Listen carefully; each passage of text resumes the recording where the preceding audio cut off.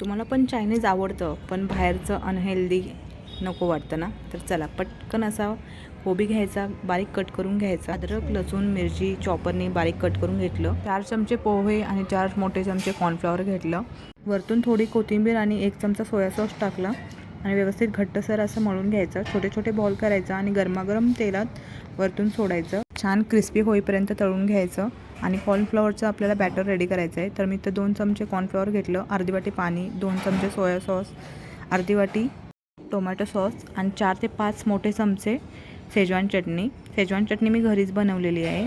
एक आता पॅन घ्यायचा, पॅनमध्ये अद्रक लसूण बारीक चिरलेला कांदा, शिमला मिरची आणि थोडंसं कोबी टाकायचा आणि आपण तयार केलेलं हे बॅटर त्यामध्ये ओतून घ्यायचं आणि व्यवस्थित शिजवून घ्यायचं 1 मिनिटभर. तळून घेतलेले हे मंचुरियन त्यामध्ये टाकायचं आणि गरमागरम सर्व करायचं.